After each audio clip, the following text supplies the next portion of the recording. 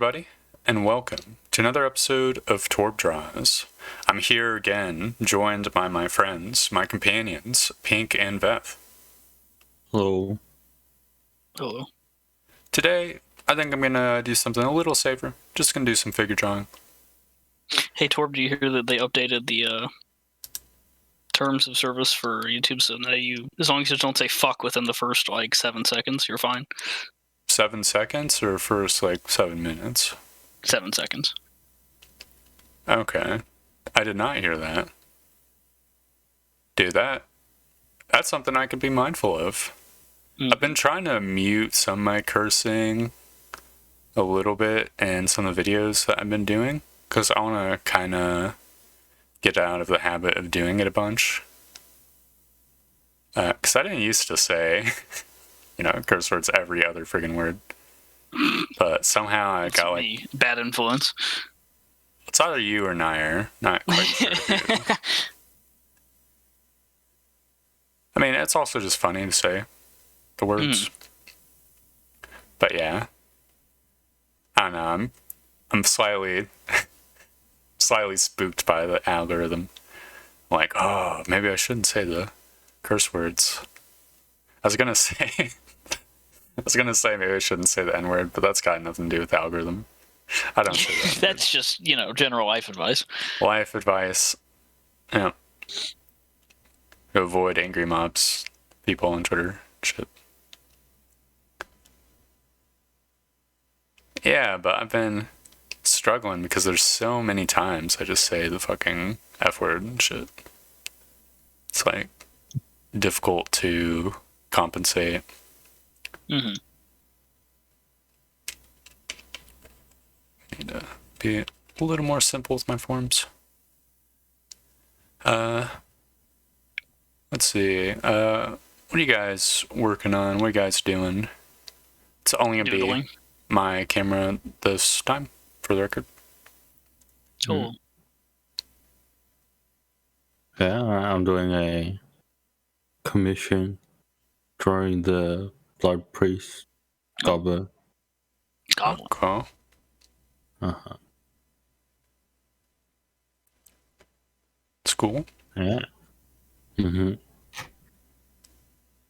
Some of the ideas from the last one, just using again. It's awesome. It's getting every part of the buffalo. Uh-huh. That's nice. Yeah. Are you just starting back in the thumbnail phase? What does your process look like when you're working on something for realsies? Honestly, I just start drawing it. Okay. I sketch it, I line it, I color it, I render it, and then I'm done. Neat. I do that sometimes. My friggin' process changes every friggin' piece, which is super ass. The only thing that's relatively consistent-ish is how I simplify the figure, just because I studied friggin' Steve Houston shit. I guess. And so it was drilled in me a bit.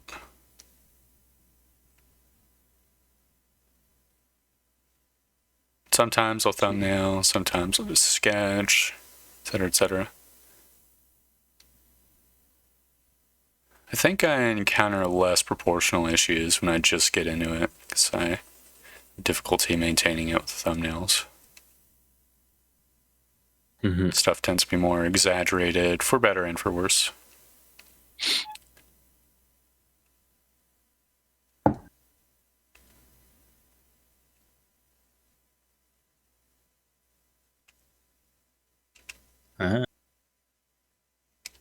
What's under drawing? Me? I am just doodling. Yeah, what you doodling? Doodling doodles. Like arms and hands. Okay. I told you I'm rusty. At least I feel rusty. Well, I mean, drawing with a tablet. Spent all my years learning how to draw with the mouse. So I always feel rusty. In the hang of it a little bit. I actually like doodled the friggin' dragon token. Just I thought like party was going to the Frostlands last session. It's just a very quick one, and it turned out pretty okay-ish.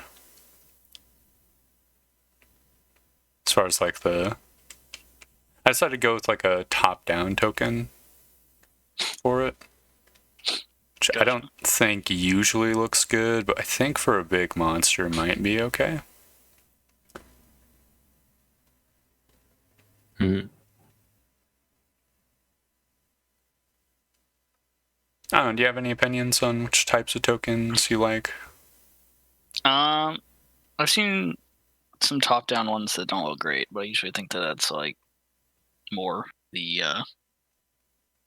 problem with the art, for lack of a better term, to be mean.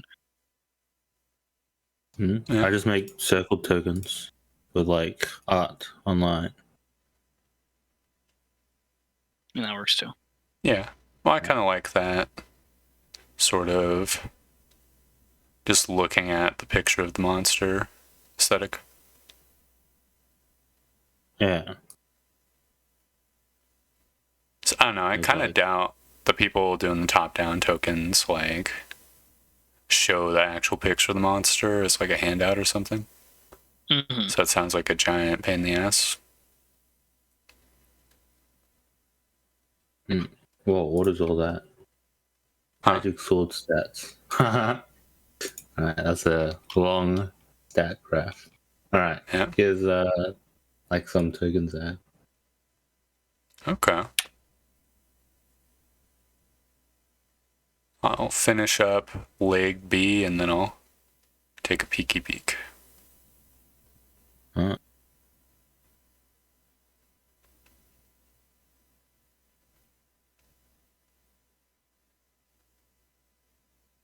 So let me take a brief moment to look at the portions and stuff.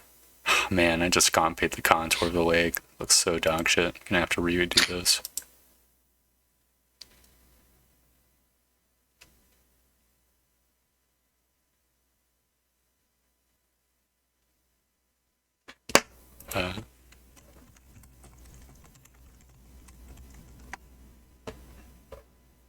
Let's see. Okay. These look nice.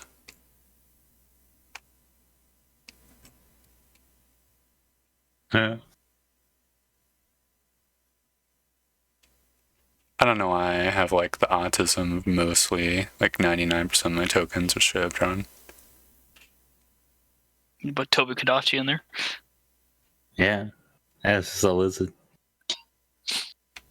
But what? No. Toby Kadachi. It's a monster on a monster. We put I forget what it's called, but it's the variant. It's poison. But it's the like brown snake squirrel monster thing.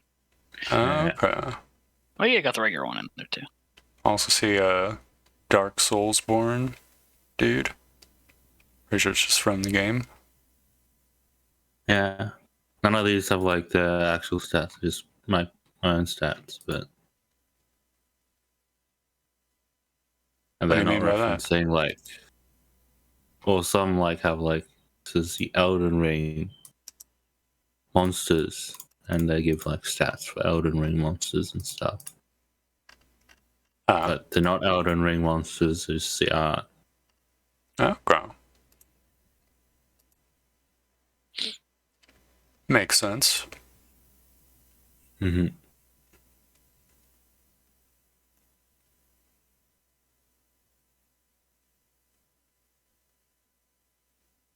Dude, while we're on the subject of D&D shit, how the hell do people challenge high-level parties? I don't get it. It's hard. It is. Yeah, put a puzzle in the boss fight. Yeah, basically. Here is my shield generator. You cannot hurt me unless you kill this generator puzzle.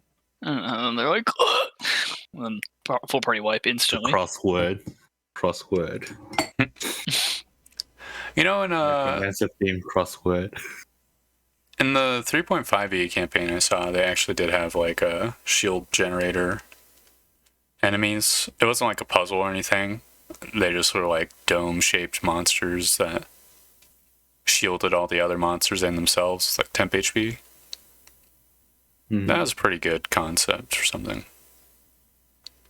I could probably work with like a shaman, maybe. Yeah. I think there's too much jank in the... Oh, it's not jank. Yeah, you know what? It's jank. There's too much shit you can do. In what? 5e? Yeah. As player or as a DM? Well, as a player, and then because the DM, you have to do shit to Challenge them. balance an encounter. Yeah. Yeah, no, I feel the same way. Preaching in the choir here. I feel like what the like big problem is that they like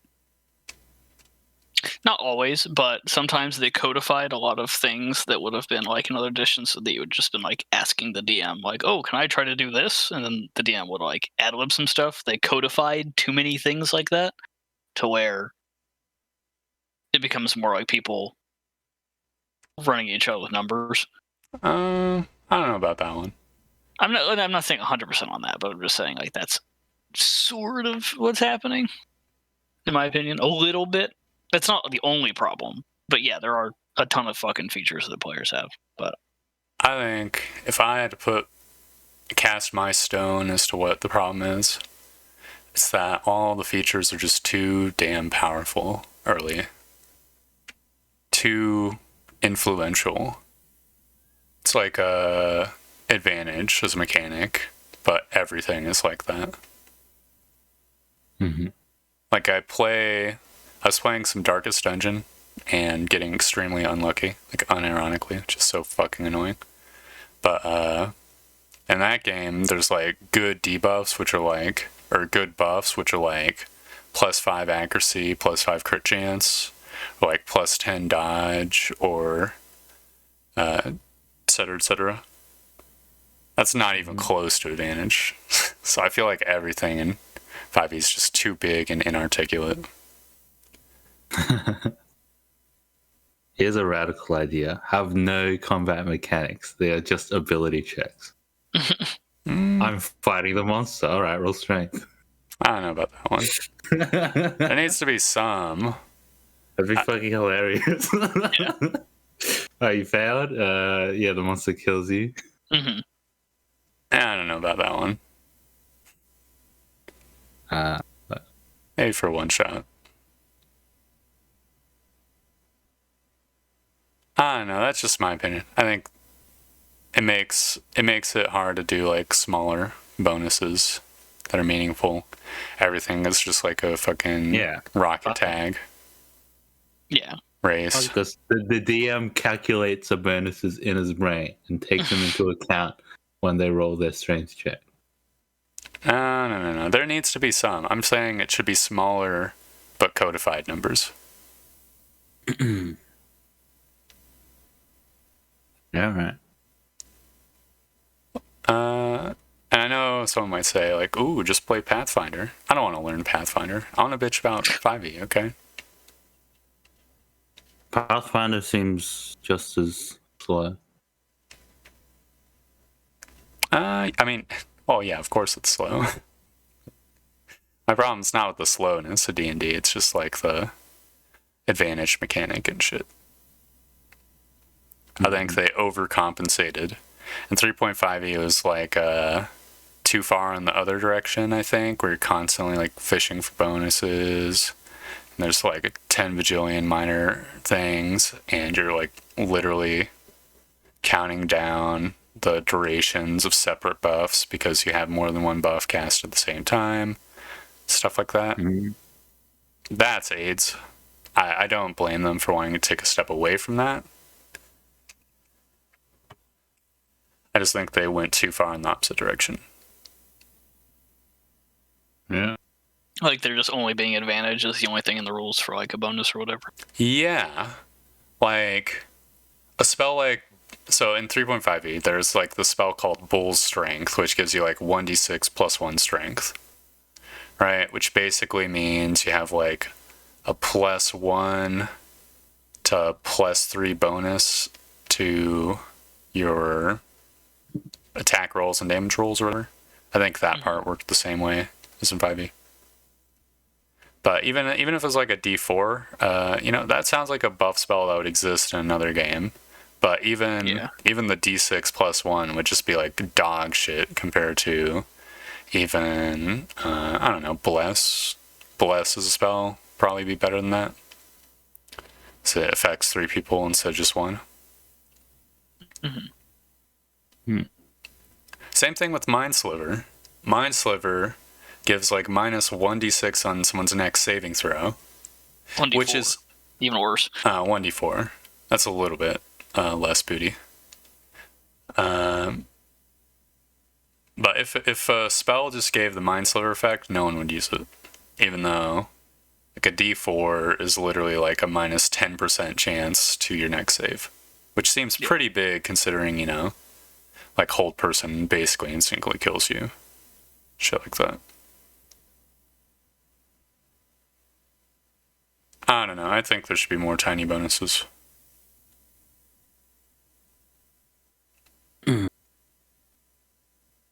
I'm of the opinion that if the bonus is tiny, it's not worth caring about. Yeah, that's because you're playing 5e. Nah, I don't like the 5e things. That's the problem with 5e. The bonuses are too big. No, they're too small. They're not too small. The only way you could say they're small is if you're thinking about like a friggin', I don't know, Bullet Heaven game or shit like that, where it's like multiplicative bonuses on top of multiplicative bonuses. But that would be ass to play as a tabletop.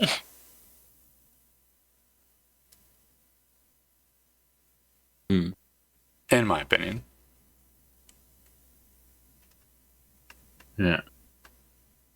I think the bonuses are too small and the combats are too long. I don't know if the 5e. combats being long is unavoidable. Or yeah, I think that's the word. No, I don't think it's avoidable. I think it's unavoidable. Here's the problem. There's 4 players, so combat's got to be long. Yeah, if you think the combat is long in D&D, you haven't played Warhammer. No, I haven't. Yeah, that's fucking ridiculous. And they've like streamlined that as much as like humanly possible.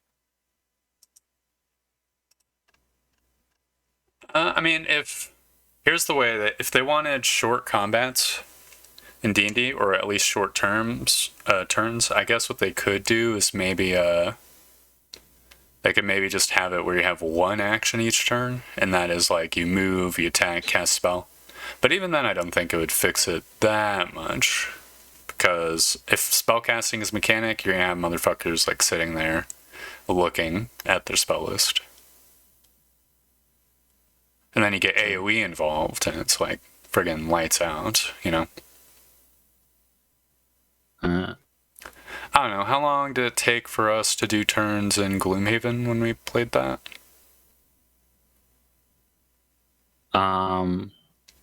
Quite a while, because I had 20 abilities at level 1. You did not have 20 abilities, you had 12 abilities. Let's be real here.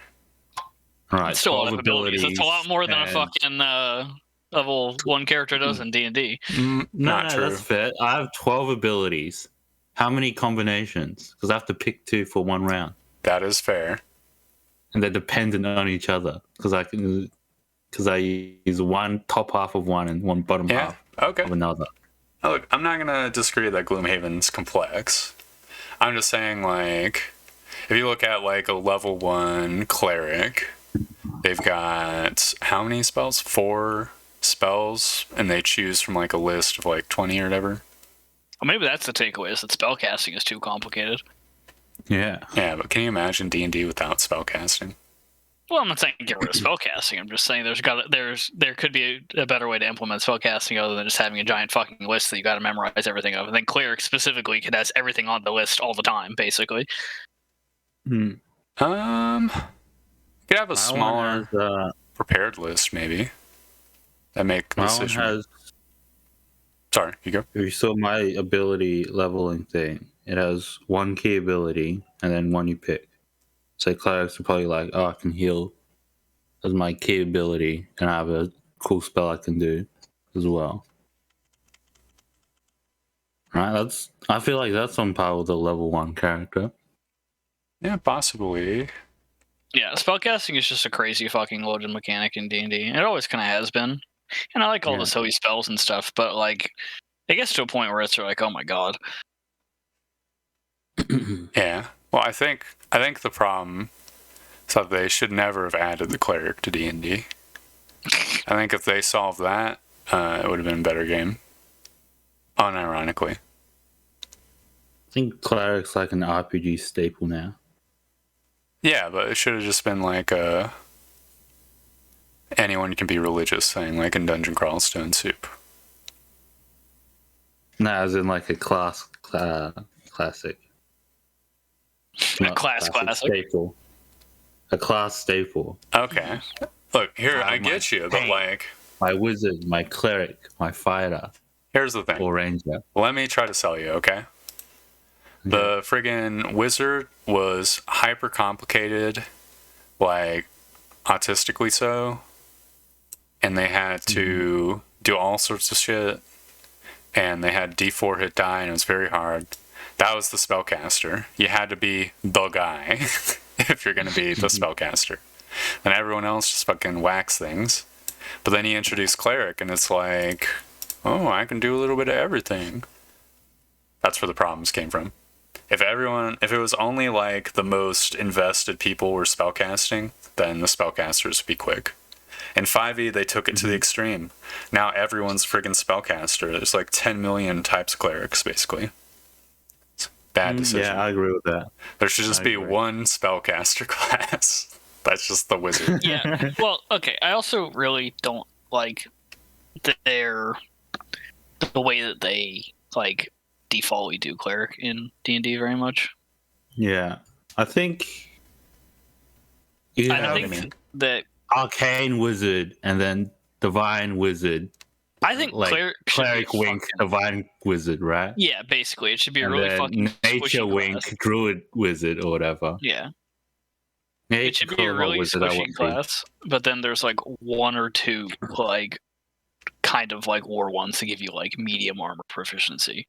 And like that's it, and like it's something else that just make it like, oh, this is just like a slightly more beat ass cleric, but like beat ass cleric already sucks in the game. But like they should have been like a light armor proficiency. It just should have been like you said, wizard but religious. Yeah. The class character archetype is like not one you imagine swinging your weapon around. It's just a wizard with holy gear. Oh yeah, if you're going for like the white mage aesthetic. Yeah. White mage is like priest, like the priest aesthetic. It's like that's like the most pure like cleric that you can get. He's not wearing medium armor with a mace and a shield. Mm-hmm. He has a Bible or something. And a chastity cage. Yeah. I don't know. I think the Vestal one hit dies quicker than the wizard, I'd say. It'd be very difficult to die quicker than Wizard. Wizard's an old man. Wizard can like shield spell. Clerics are like, protect me, please. God, please. Yeah, that's fair. Yeah, don't get me wrong. I like that idea. I'm gonna harken back to 2E.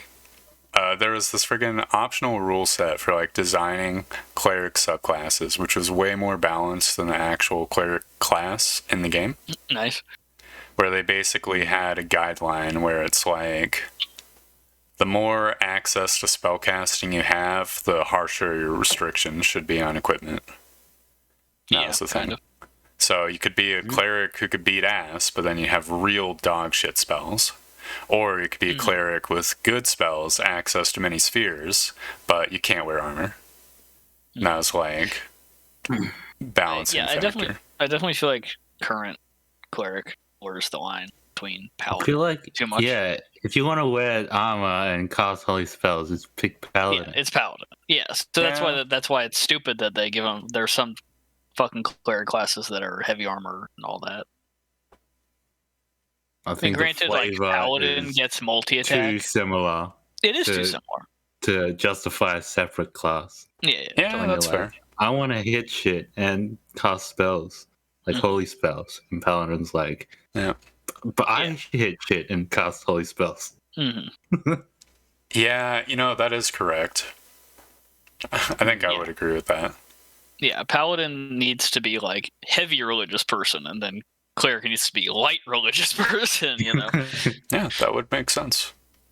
And like, I feel like paladins, honestly, I feel like paladins shouldn't have spells. I feel like what paladins should have is like lay on hands, smite, auras. A couple smites a day and like an aura. Yeah, and that's it. I don't know if paladins should have smites.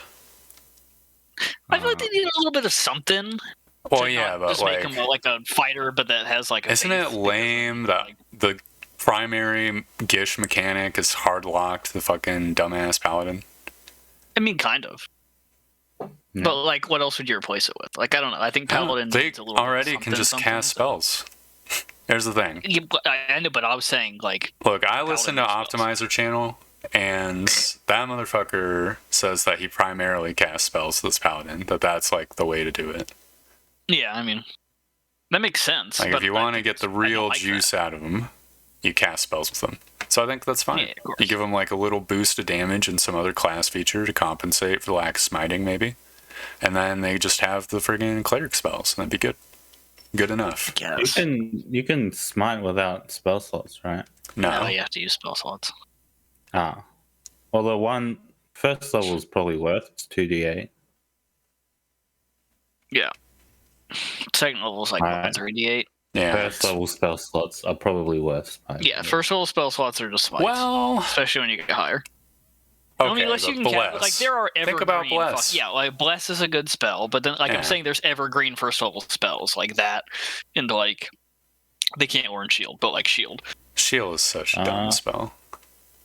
Content patch, getting rid of that shit. I mean, I don't disagree. Shield is silly.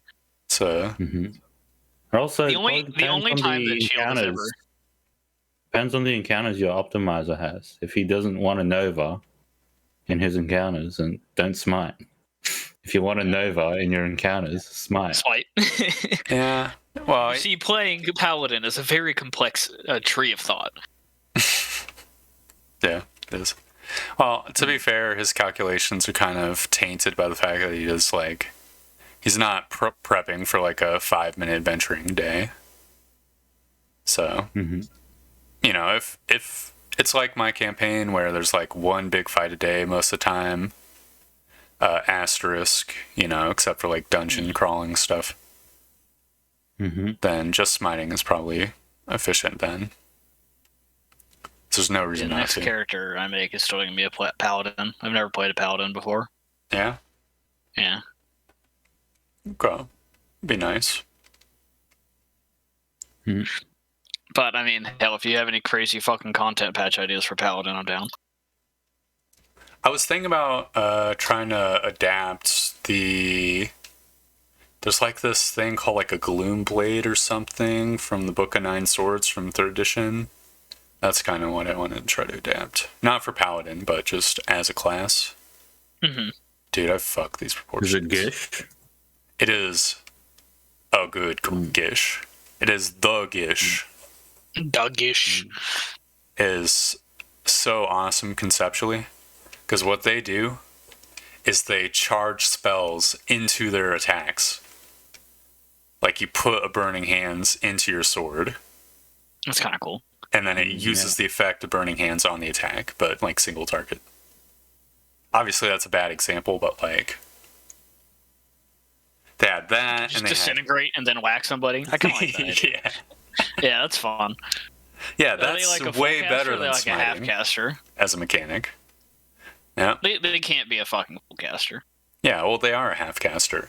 And this person, I forget what the actual class is called, they had like X times per day, they had quick casts of spells as basically the equivalent kind of of bonus sorcery. action.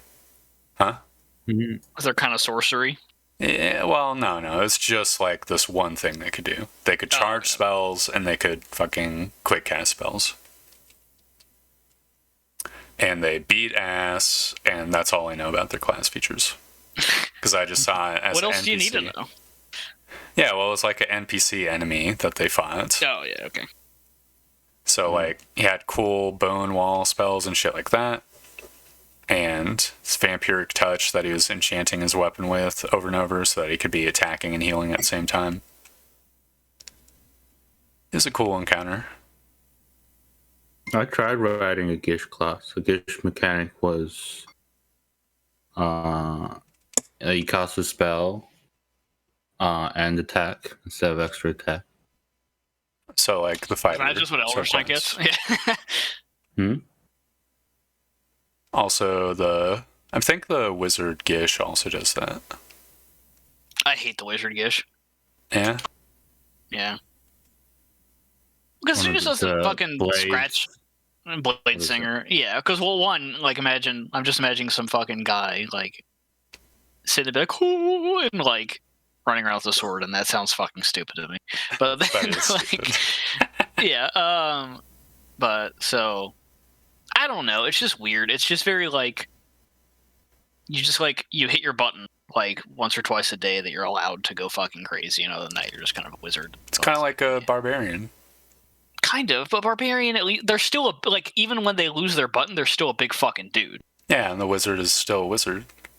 I guess, but, like, I don't know. Look, the proper way more. to play Blade Singer is to sit in the back and just cast like a wizard.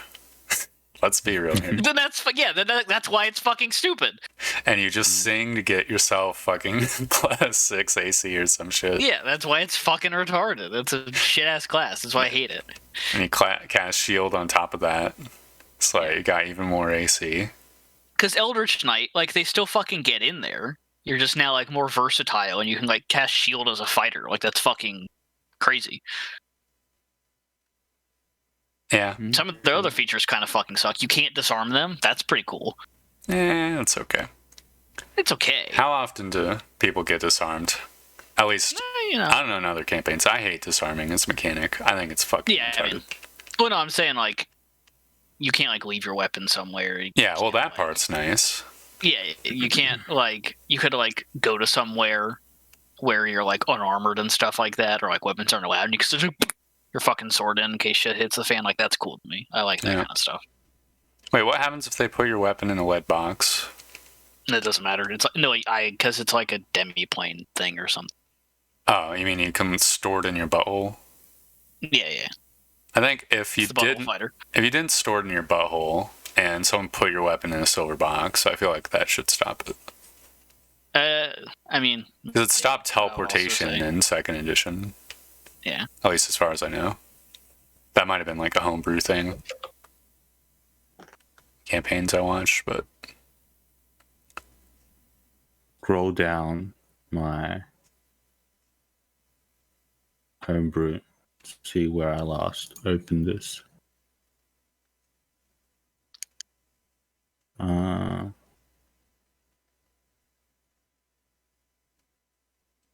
so that would be the something. I've got like a few class ideas on the docket for the content patch. I'm probably gonna have to convince someone to fucking run in the interim period because it's gonna take a while.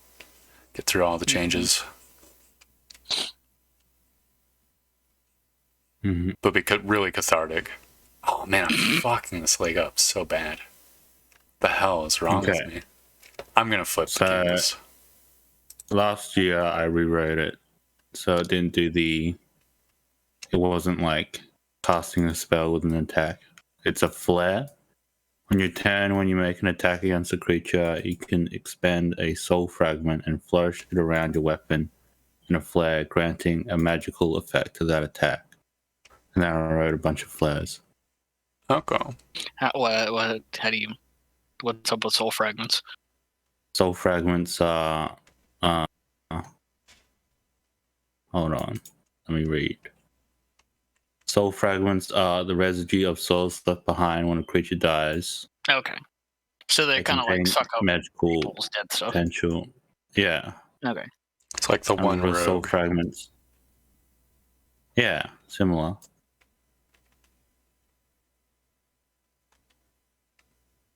Oh, these were spell slots. Instead of spell slots, you had soul fragments. It's kind of. Well, that's So it's alright. like spell slots you got on killing? Yeah, I think. Siphon soul. At second level, you can siphon soul fragments of a creature that's been dead for no longer than 1 minute.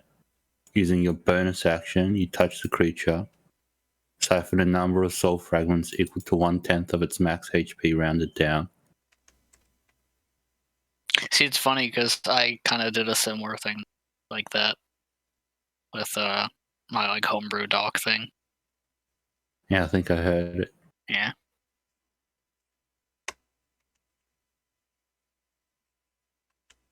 That's a good idea. At least mechanically. Yeah.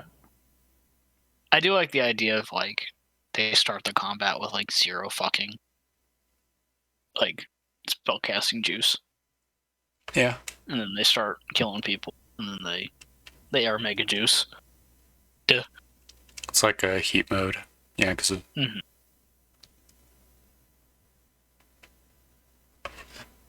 Also solves the bag of rats problem as well, since it relies on max HP.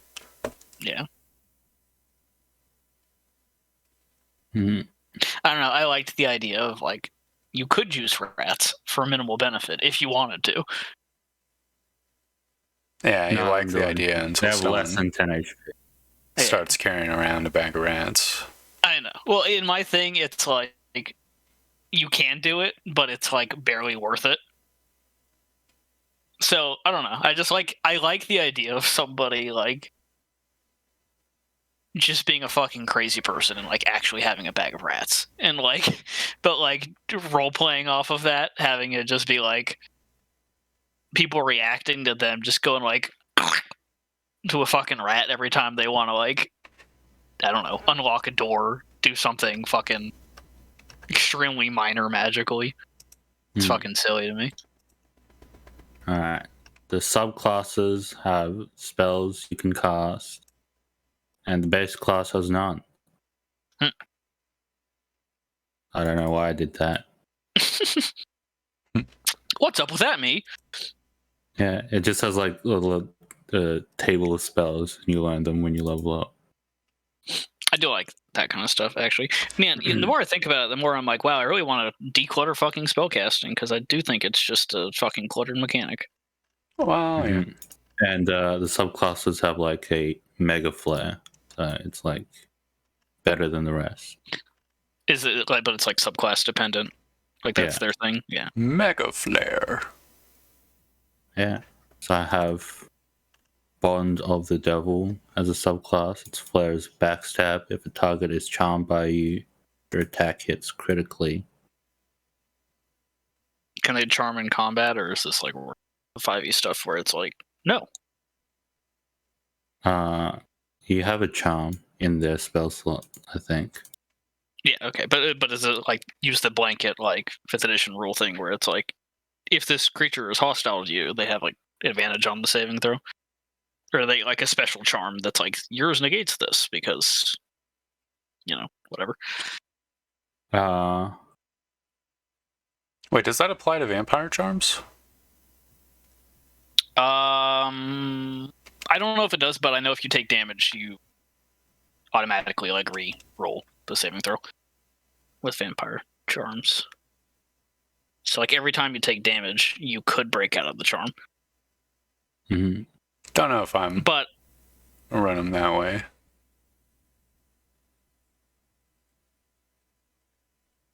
Yeah, I mean, I don't know. Oh man, I have to like relook at the books. So I think that's dumb. Like you're charmed by a vampire, like fucking Lord Dracula has you. Then one night you stub your toe and you like snap out of it. Yeah. Well, it's more so that the vampire doesn't sit there and fucking do whatever. But I mean, as I'm pretty sure, like Kyle said, that's exactly what happened to his character. And he stubbed his toe. No, the vampire just sat there and kept on sucking him, and he just couldn't break out of the fucking charm. Suck was too good. Yeah. Well, I mean, here's the thing. If you're letting vampires charm you, like, that's just, like, your doom. I don't think anybody lets the vampire charm them. They're like, yep, please charm me, vampire. If they take no precautions, You they're letting cannot help it. They're just too sexy. Yeah, they're too sexy. This wasn't even a sexy vampire. It's a gross the vampire. Worst, Yeah. worst type of vampire. It's the not sexy ones. I don't know. I'm a big fan of the critique of nobility type vampires. Yeah, well, nobility. Aren't they, like, sexually desirable? I mean, that's part of it, yeah. But it's just that they're, like, kind of, like, perfect, and they're a leech off of, like, normal people, and they never die. I saw this anime, or I saw half of an anime, but luckily all the plot seemed to happen in the second half of the anime. It was just, like, build up for the first 6 episodes or some shit. So I just ended up just seeing basically every major event.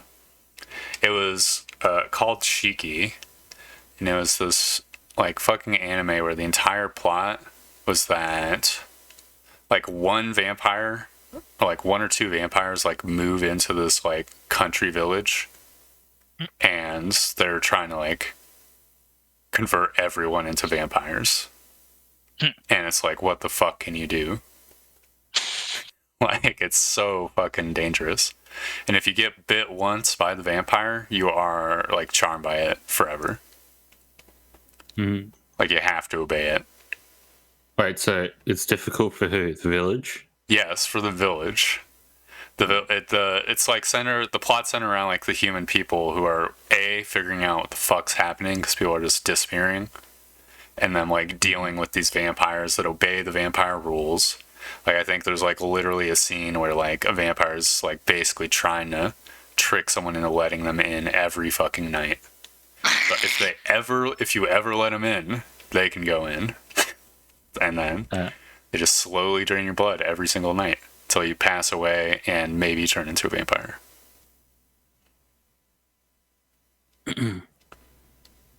And they're trying to, like, stop it from happening. Shit was fucked. That was cool shit. I like the idea of the danger of the vampires. So the vampires weren't actually physically that tough at all. They weren't like like normal people could kill a vampire. Every time I hear that, Trev, I imagine the fucking Jammer clip when he's just like walking into his own room with a webcam on. It's like, hello, may I come in? I'm a vampire. I shouldn't have done that. Based. Sits down. How are you? Where is it? Yeah. I just like that. I like weird,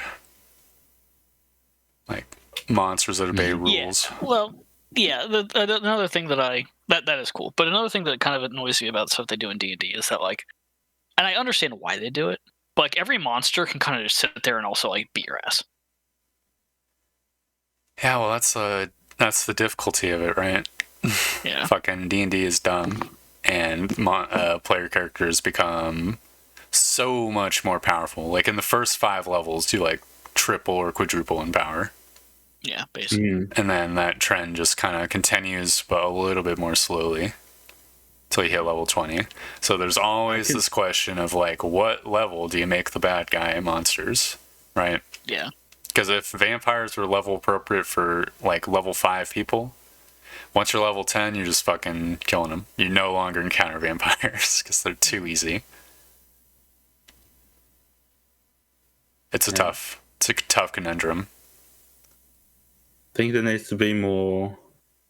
I think the most obvious power spike is level 5. Yeah. But It's even like then, supposed to be a damage power spike. doubles. Yeah. yeah.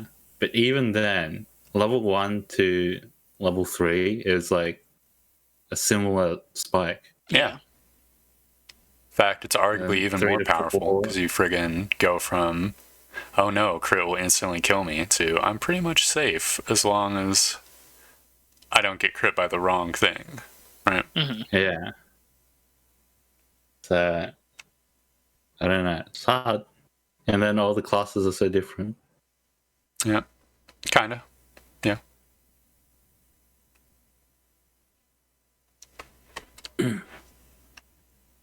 Well, they're similar in some ways, but then,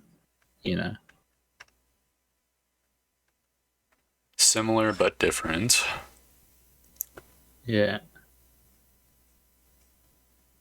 They're different enough to make it a headache to balance an encounter. Well, you don't balance an encounter around like the specific classes. You just balance around like projected damage output or whatever. And you keep in mind don't. the OP spells.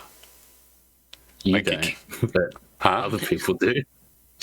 You don't, but other people do. What do you mean? Well, DMs can balance people for the player characters. What does Not that just mean? projected. They like go through their players' actor sheets and say, "Oh, he has a bonus 3, and then he often casts Fireball." So I'll do the math, and then okay, this is the average damage per round for this party. Bro, that's AIDS. Fuck that shit. You know, the one time I did that was with the friggin' boss fight, and I fucked it up, so never again. Fair. It's a hard thing to do. Like, Yeah, number because you crunching can't max. account for someone just fucking critting 3 times. Very true. Well, I mean, you can when You they can. when they crit focus, and you can assume that they're going to crit a lot if they 10% of the time. 15. You put the crit no. number in Stone the is the 15% average damage. Who still hasn't critted? Okay, that's fair. Yeah, Stone Dude, hasn't critted. I'm telling you, this next fight, it's going to be crazy. It's going to be insane. Yeah. These Oh, dwarves aren't I- even going to know what hit them. They're just going to get fucking eviscerated. Like every attack a crit. If you can make it that far. Yeah. Law of large numbers. Look, I'm at least a little confident. I've got the gloves of missile snaring now, pre-based. That is true. That is awesome. Like that really kind of fucks up their game plan, I feel like. Yeah, I mean, obviously if I get shot like a billion times, then it's bad. But that's bad no matter what. That is true. I recall But if I it was can the get con shot once or save, twice. so, Yeah, that too. Well, I didn't eat con 8 strength, so hee. yeah.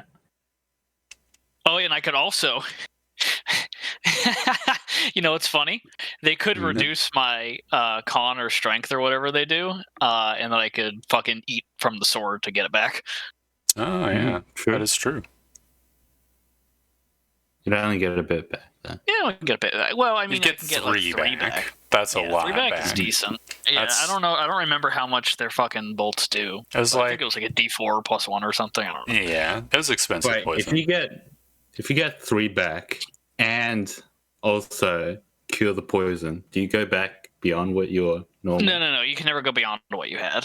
At least that's Okay. my understanding of it. So here's what would You can't go happen. above. Let's say you're sitting at 11 strength.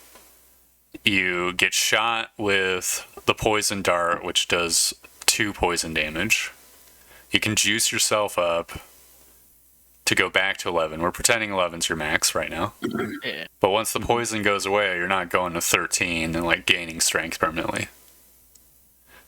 Now there's the weird scenario that Endra would be in where she has 13 base. I think she unironically would go up to 13 once the poison wore off. I mean, that makes sense. But that's just because that's like you're not exceeding what your max was before. Yeah, but if she was at 13 and she exceeded her max, I think it would go down once the poison wore off. Yeah, makes sense. Which is unusual. Doesn't make a ton of sense, like, but also, you know, I think it makes sense. it kind of makes sense. It makes sense from like a video game point of view. Yeah. Which, I mean, D&D trends more towards video game every fucking 5 minutes now. But Yeah. I don't know. Video games have good mechanics. Video games are like the premiere of fucking game design now. D&D Wow. started it, and now they have to. They Have don't to have live to, with like- consequences. Yeah. Now D&D is the one who's looking over their shoulder. Yeah. But it's really just because, like, money. Right, you know.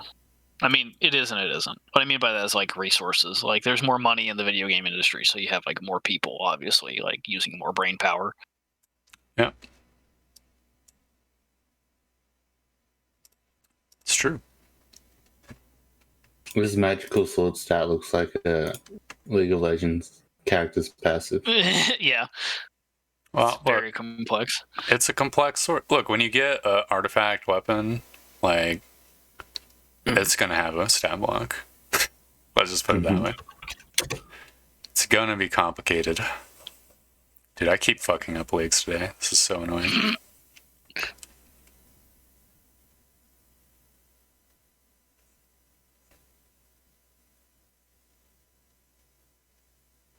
I didn't think anyone was gonna actually use the sword. It's +4. Yeah, it's +4, but also, you know. I was so keen. I was gonna slap it on my. On your what? Yeah, on your what? Never mind. Yeah. I was just gonna slap it on. I didn't care about the stat strength. Already dump strength. Well, okay, but you would have to recover some strength. You can't live with 3 strength.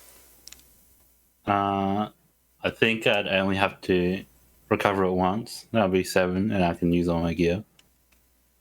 What's your strength? It's 9, I think. Oh, Or 8. okay. Well, if it's 8, then you would have 6 strength, which would be okay-ish, kind of. You know, extremely frail, but... Mm-hmm.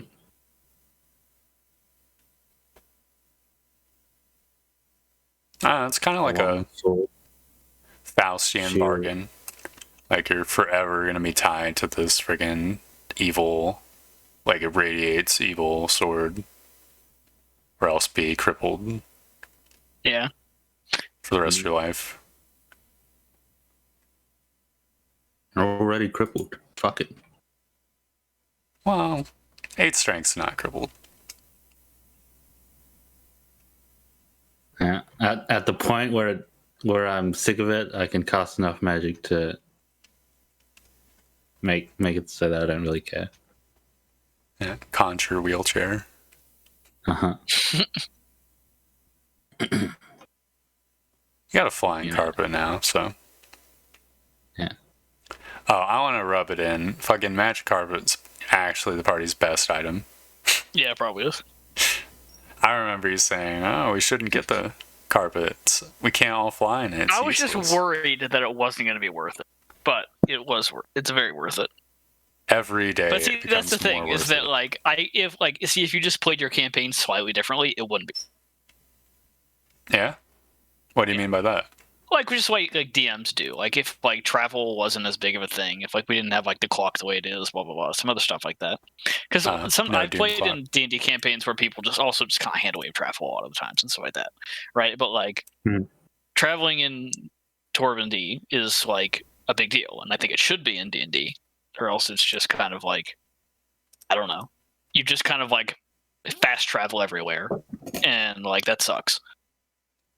It's one of those things where it's like when I play video games that have like an open world, it's like I kind of fucking hate fast traveling, but at the same time, like, I still do it. Yeah, it's too good. That's the problem. Yeah, but then it's like, you know, you just zap all over the place, and then you get into this habit of like, oh, if anything's not near a point where I can fast travel, like, I probably haven't even fucking looked at it. Yeah. It's wizard mentality. Stuff like that. Yeah. So I think that's fucking smelly, and that, like, traveling is should be agree. like a thing.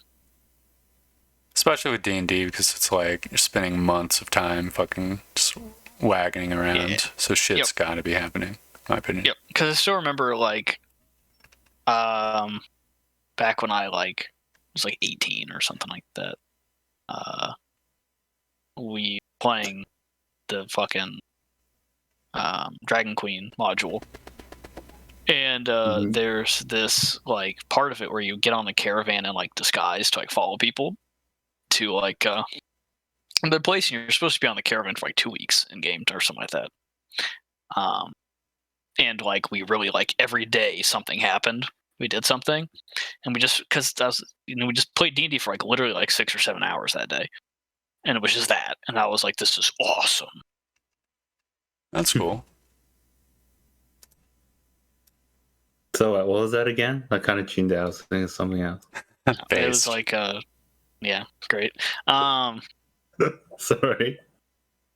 It was Dragon Queen, like the module that came out when they first released 5th edition. Oh, okay. Yeah, and there's like a caravan in it. We were playing that when I was like 18, and it was like 2 or 3 weeks in game time, and like one of my friends who was DMing, I think it was Sean actually. I think so.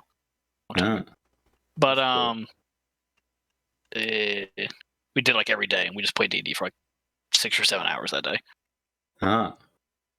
And you traveled for 2 weeks? Yeah. What do you even do? Like, there was a bunch of stuff that happened because like you go through like different areas and they're kind of interesting, and then it was like some people join the caravan and you have some conversations with them, and then like one of them turned out to be like a fucking what are they called? Doppelganger. Yeah, I mean same thing basically. And then they tried to like steal somebody, and they killed someone, and then like just like replace them and traveled with them for like 3 days, and it was like spooky stuff. And then we also had to deal with like the people in the cult like kind of getting an inkling that we were who we were, and then they poisoned somebody's character towards the end of it and stuff like that. How does a player character disguise themselves? Well, I mean, like I remember specifically my character got like new armor and like had it like be made a different color. Okay, but like yeah, they don't have cameras. Yeah. Well, no. He wore a helmet, and he kept the helmet on most of the time. If you're like a 20 strength Giga Chad, we're like level 2, so we're not. I think I have 15 strength. Okay, never mind. You're only massively above average, not like freakishly. Yeah, you're just a big dude. Oh, cool. That's fair. What did he look like? I was kind of big, brown hair. Yeah, you're like, oh, yeah. I can't imagine this party trying to hide. He had a sword. Wears armor. Fuck you. That could be anyone. That's true. Okay, hold up. We're hitting the 57-minute mark, so I'm gonna call this episode here. Bye, everyone. Thank you very much for watching. I hope you enjoyed me just doodling figures. I hope you enjoyed the video, and I hope to see you next time for more Torb draws. Now we say goodbye. Goodbye. Goodbye.